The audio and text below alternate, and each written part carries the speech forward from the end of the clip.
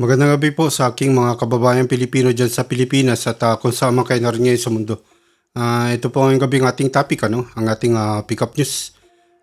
Bago po ako magsimula, batiin ko lang aking mga kaibigan at mga viewers na nandito na. Si Sir KB, Sir Hero, Sis Best Friend, Sir G's, si Ate, Super Mamsi, Sir Al Olalia, Sir Rob Uy. Magandang gabi po sa inyo. Malungkot na balita po ngayong gabi, at ito na naman, patayan naman sa ating bansa. Ito yung parang nakakasawa na at parang walang katapusan ang patayan na nagaganap dyan sa ating bansa. Ito po ay itong isang broadcaster na naman sa Misamis Occidental. Ano po siya, broadcaster. Tapos pinasok sa kanyang bahay at habang nagla-live siya ay binaril, kitang-kita pa po, naka-live at ito na nga po nasa news, nagkalat na ay parang nakakalungkot po kasi parang failed state na ang Pilipinas pag ganitong bagay ay hindi natutudukan at palagi na lang yung mga karumal-dumal na mga krimen at kasangkot pa yung mga nasasangkot yung ating mga nagpapahayag, na mga broadcaster, ayan po yung mga nagpapahayag ng kanilang mga nasa kalooban ay hindi po dapat yan ganyan nga pinapatay, kasi yan po ang ating core ng democracy, yung election at saka ito pagpapahayag, freedom of speech, freedom of expression, yan po ay demokrasya, Itong mga pangyayari pong ganito, parang pinapatay po nila ang demokrasya ng Pilipinas, ito na sa Mindanao. Sana po yung gobyerno, kung meron pa tayo, parang failed state pag ganito, hindi natutudukan. Yan po yung dito, ang explanation, pag ganito nangyayari, parang failed state kasi ano yung ginagawa ng gobyerno? Bakit hindi nabibigyan hindi pa nga tapos yung kaso ni Ka-Percy, hindi pa nabibigyan ng hustisya. Ito na naman. Walang hustisya sa Pilipinas, failed state. Parang ganoon na yung ang ating bansa, dapat ito asikasuhin ni Marcos, kasi nakakasama sa imahe ng ating bansa, mga ganito, naka-live pa, binaril, nakita ko po yung pagbaril, naka-live, nakita ko, kaya lang hindi ko mapakita dito at karumal-dumal, ang pangyayari. Kaya meron po akong video pero yung nasa news na lang kasi hindi pwedeng ipakita. Tingnan po natin. Ito po, i-play ko lang po sa inyo yung balita at para malaman natin na klaro na. Patay sa pamamaril ang isang radio broadcaster sa Calamba, Misamis Occidental habang naka-on board sa kanyang live program pasado alas 5 kaninang umaga. Ayon sa investigasyon, kinilala ang biktima na si Juan Hubalon, 57 anyos at mas kilala sa lugar bilang DJ Johnny Walker ng Gold FM 94.7 Calamba. Makikita sa Facebook live video na habang nasa kalagitnaan. Yan po, ito palaging napapansin ko po, pag nag-hit sila, double tap po yung ginagamit, dalawang putok para sure. Ito po mga ganitong klaseng pamamaril ay po to, basic po to, pag yung sa mga military, double tap para sure, yung ginagamit po yan para yung target is sure na talaga na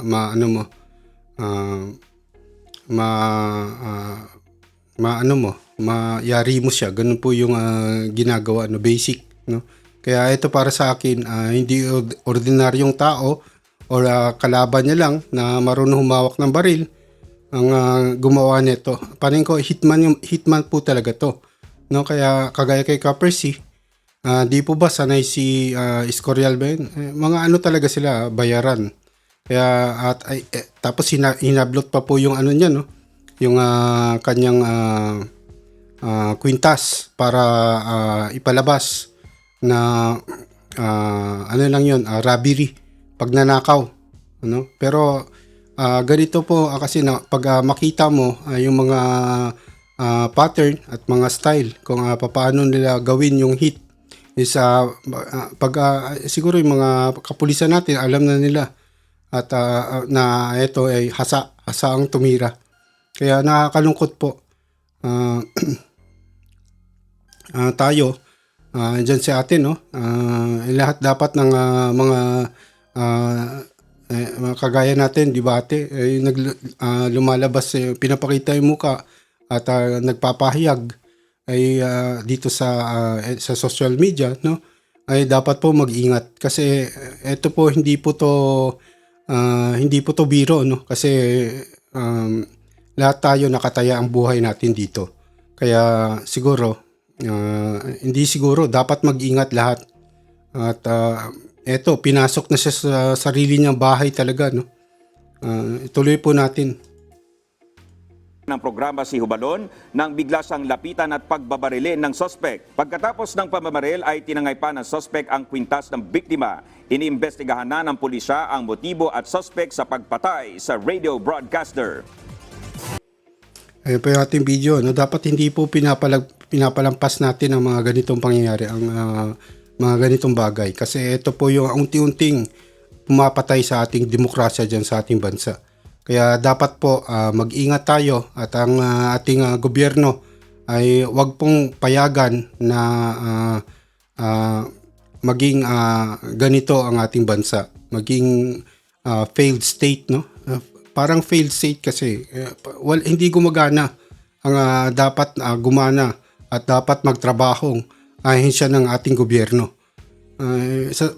Wala po kayong masabi pag nagrereklamo sa inyo sa ating mga kapulisan, hindi nyo po masisi ang mga mamamayan na magsalita laban sa inyo pag mayroong mga ganitong krimen, ano? Sana alam ko naman siguro naintindihan nyo at gawin nyo ang trabaho nyo para hindi kayo napagsasabihan, ano? At sayang lang yung mga kababayan natin, isipin nila, sayang lang pinapasahod namin sa inyo. Ano yung ginagawa nyo? 'Di ba? Ang ating kapulisan, no? Trabaho nyo 'yan, no? Dapat ipairal ang batas. Walang ayan, patuloy-tuloy. Dalawa na broadcaster, no? At siguro hindi lang namin nalalaman, no? Pero marami pa diyang maliliit na siguro na napapatay na hindi kilalang mga tao, no? Eto, nakunan to ng camera kaya nagkalat, no? At nalalaman namin. Pero marami siguro diyan na hindi pa nalalaman, hindi nakikita, hindi nakukunan ng camera. Eto, harap-harapan na to, nasa camera, binaril, no? Binaril sa bunganga, binaril sa mukha yan, nakita ko po, no? Binaril sa bunganga niya, no? Nakita ko. At ako po'y nalulungkot kasi parang hindi tao na ang gumagawa ng mga ganitong bagay sa kapwa niya tao, no? Hindi na nga ata tao kasi karumal-dumal po 'yan. At alam ko naman na siguro alam niyo sa news, no? Nakikita niyo 'yung nangyayari sa Israel doon sa ginagawa ng Hamas. Sa yung ginawa ng Hamas sa Israel, ano? Kung nakita niyo po yung video, parang ganun po, karumal-dumal, hindi gawain ng tao mga ganitong gawain, ano. Nakakalungkot po. Ito yung aking aking obserbasyon dito sa ating bansa. Pag hindi po matigil to, imahe ng Pilipinas masisira, hindi lang imahe, pati demokrasya sa ating bansa. At kung nangangarap tayo na gumanda ang ating bansa, makahatak tayo ng maraming investor, ay pag ganito po yung bansa natin, wala na, no? Wag dapat nating hayaan na may mga ganitong tao na mapapakawalan sa ating lipunan, no? Hindi na po to tao, dapat mag-iingat tayo sa mga ganito. no? Diyan sa Mindanao, diyan nangyari, no? Ito nung kay Kapersi sa Maynila mismo, diyan sa ating sentro, no? Diyan sa Luzon, no? Eh, dapat po maalarma dito ang ating mga autoridad, no? Kasi hindi po to ano, hindi hindi dapat napapabayaan, no? Itong ganitong mga bagay sa ating bansa.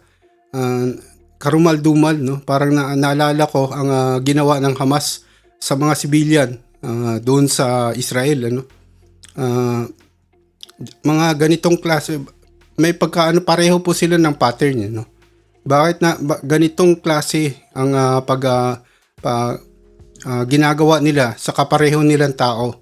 Ibig sabihin yan parang hindi tao yung tingin nila sa kapwa nila, no? Parang hindi ko masabi kasi hindi ko ma-express, ano, pero hindi po dapat to na papabayaan diyan sa napapakawalan ang mga ganitong uri ng animal diyan sa ating bansa, no, sa ating lipunan, no.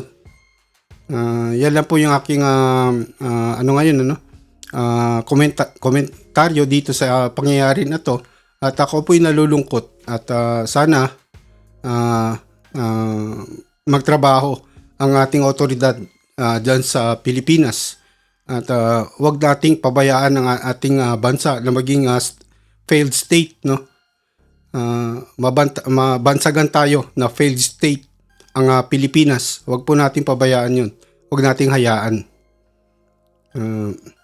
Mayroon andito ata si ate. Mag-live ka ba, te? 55. Meron pa akong 10 minutes para mag-live. Ito yung aking komentaryo, no? At nalulungkot po kasi ako, te. Kasi ganito nga, nilalabas natin yung ating mukha dito sa 'di ba, sa social media. Tapos nakikita natin na may mga ganitong pangyayari diyan sa Pilipinas. Hindi natin alam, ano, kung kailan at kailan tayo susunod. Wag naman sana, no, susunod sa mga ganitong pangyayari, no. Kailan tayo man-news, hindi natin alam, baka man-news din tayo, 'di ba? Pero nakikita po natin ang mga pattern nila, no. Dalawang tao riding in tandem, no. Isang babanat sa iyo, no. At alam nyo na kung ano dapat gawin nyo pag meron kayong hindi kilala na lalapit sa inyo, no? Huwag niyong pagbubuksan, no? At kung pwede nga lang, dapat bulletproof po yung kotse, di ba, ate? Bulletproof car dapat. Tsaka ano, pero hindi mo alam, baka papasabugin ka rin. Pero dapat etong mga tao dapat hinahunting po to, hinahunting. Wag na natin kasi parang ano, mabagal ang ating otoridad. Siguro dapat tayo na yung mag-ano sarili natin, pangalagaan natin, no? At kung ating mga mamamayan diyan may makitang mga ganitong uri ng tao, isumbong na, ano, sila na gumawa ng paraan para hindi na makagawa ng gusto nilang gawin. Etong mga ganitong uring tao. Kasi mahalata mo to sa mga kilos nila at dapat hinahunting po itong mga to na to, Unahan lang kasi yan, Dapat inuunahan tong mga to,